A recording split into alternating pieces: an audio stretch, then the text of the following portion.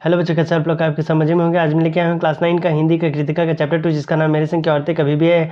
MCQ का set 2। इससे पहले मैंने इसका सेट 1 ऑलरेडी डाल रखा है, साथ में चैप्टर 1 का, क्षितिज का, इंग्लिश का, साइंस का ऑलरेडी डाल रखा है वीडियो। अगर आपने अभी तक नहीं दिखा है तो एक बार जाकर उसे जरूर चेकआउट करें। लिंक आई बटन डिस्क्रिप्शन दोनों में दे दूंगा।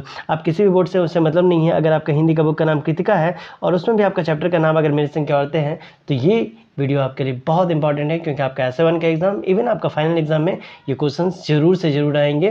तो चलिए बिना देर किए हुए शुरू करते हैं। पहला सेट में हम लोगों ने देखा 30 तक क्वेश्चंस, अभी देखेंगे 30 के बाद यानी 31 से। ठीक है, पहला सेट अगर छूट गया है तो एक बार उसे जरूर चेकआउट करें। तो चलिए हम लोग शुरू करते हैं 31 से। 31 नंबर में आपसे पूछा गया है, लेखिका के नाना ने किस विश्वविद्यालय से बैरिस्ट्री की डिग्री ली? रांची विश्वविद्यालय से, ऑक्सफोर्ड विश्वविद्यालय से, हार्वर्ड विश्वविद्यालय से या कैम्ब्रिज विश्वविद्यालय से? तो 31 का हो जाएगा डी नंबर। ये कहाँ पढ़ने के लिए गए थे? तो कैम्ब्रिज।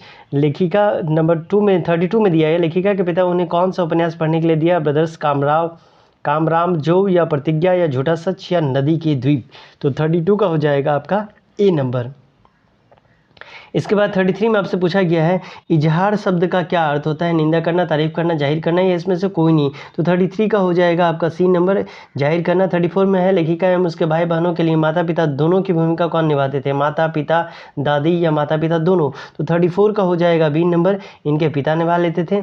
35 का हो जाएगा, लेखिका के बच्चों के लिए स्कूल कहाँ खोला था? बिहार के भागलपुर में, कर्नाटक के बागलकोट में, बिहार के डालमिया नगर में, या इसमें से कोई नहीं? तो 35 का हो जाएगा बी नंबर, कहाँ खोला था? तो कर्नाटक के बागलकोट में।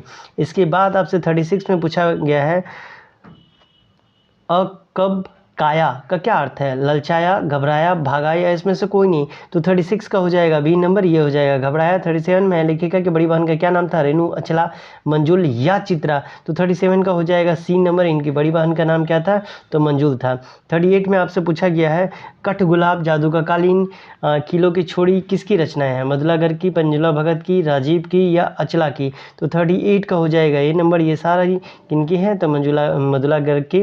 39 में पूछा, लेखिका के घर में जिसके लिए मन्नत मांगी गई थी वो कौन थी? मृदुला गर्ग, मंजुल भगत, रेणु, या चित्रा? तो 39 का हो जाएगा बी नंबर, मंजुल भगत थी।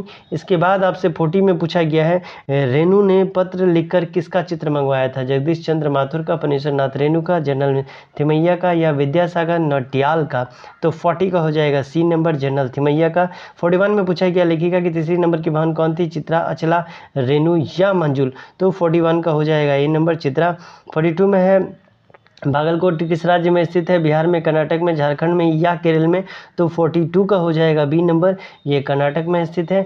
इसके बाद हम लोग आते हैं 43 में।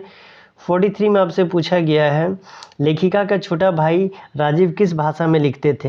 हिंदी में, अंग्रेजी में, रूसी में, या इसमें से कोई नहीं? तो 43 का हो जाएगा ए नंबर, हिंदी में लिखते थे। 44 में है, किताबें पढ़ने का मुझे मिराक था। यहाँ मिराक का क्या अर्थ है? बचपना था, मानसिक रोग था, फुर्सत था, या इसमें से कोई नहीं? तो 44 का हो जाएगा बी नंबर, मानसिक रोग था। 45 है, मोहलत का क्या अर्थ है? अवकाश, घबराया, विश्वास, या इसमें से कोई नहीं? तो 45 का हो जाएगा ए नंबर, मोहलत कहने का मतलब हो गया अवकाश।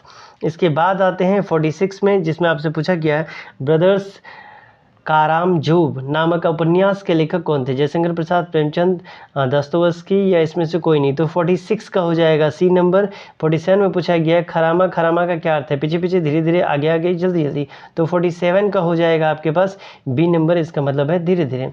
इसके बाद 48 में हम लोग देखते हैं, जहाँ पूछा है, मेरे सिंह की औरतें पाठ में परिवार के कितने सदस्य साहित्य रचना करते हैं? यानी कितने लोग लिखते थे? 4, 5, 6, 7? तो 4 लोग इसमें से लिखने के काम में माहिर थे।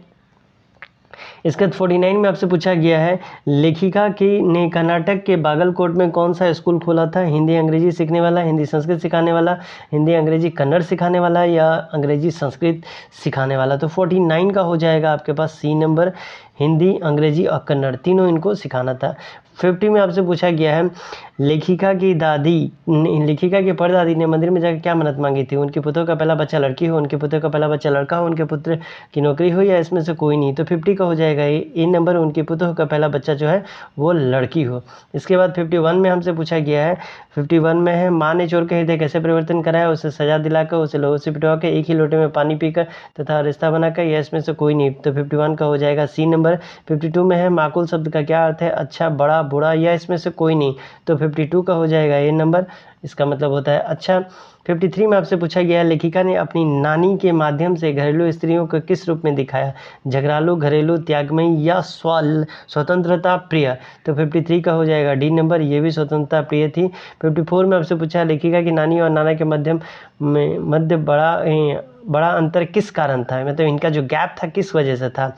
पहला ऑप्शन दिया है उम्र के अंतराल का, इसके बाद अगला ऑप्शन हम लोग देखते हैं घर में हो रहे झगड़े कारण का, अशिक्षा के कारण का, या अपनी सोच के कारण का, तो 54 का हो जाएगा सी नंबर, अशिक्षा के कारण का। ये बहुत बड़ा कारण था। 55 में है नानी के मन में कौन सा सपना था, देश की आज़ादी का, नौकरी करने का, पुत्र की शादी करने का, या पुत्री की शादी करने का, तो 55 का हो जाएगा ये नंबर, देश की आज़ादी का।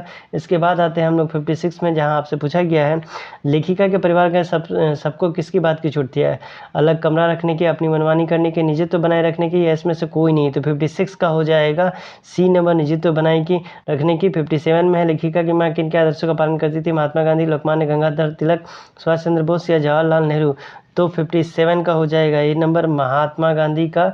इसके बाद हम लोग आते हैं 58 में, जहां हमसे पूछा गया है हम कोशिश कर सकते हैं बशर्ते आप हमें यकीन दिलाएं कि वो स्कूल में अगले 100 वर्षों तक चलता रहेगा। ये कथन किसका था, लेखिका का, मंजुल भगत का, कैथोलिक बिशप का, या राजीव का, तो 58 का हो जाएगा सी नंबर। 59 में है मुस्तैद का पर्यायवाची शब्द इनमें से कौन है, तैयार, चुस्त, तत्पर, या उपयुक्त सभी, तो 59 का हो जाएगा डी नंबर, क्योंकि मुस्तैद का मतलब तैयार भी होता है, तत्पर भी होता है, चुस्त भी होता है। इसके बाद हम लोग आते हैं 60 में, जिसमें आपसे पूछा गया है जैन समाज में संग्रह न करना क्या कहलाता है, असंग्रह, अपग्रह, अपरिग्रह, या अग्रहण, तो 60 का हो जाएगा सी नंबर, इसका हो जाएगा अपरिग्रह। तो ये था हमारा सेट 2 सेट 1 ऑलरेडी दे रखे हैं, इसके साथ साथ अदर सब्जेक्ट का भी वीडियो ऑलरेडी डाल रखा है। अगर आपने अभी तक नहीं देखा है तो एक बार जाकर उसे जरूर चेकआउट करें। चैनल को सब्सक्राइब नहीं किए हैं तो कर लें और ज़्यादा से ज़्यादा शेयर किया करें। मिलते हैं अगले वीडियो में, तब तक के लिए bye bye and take care.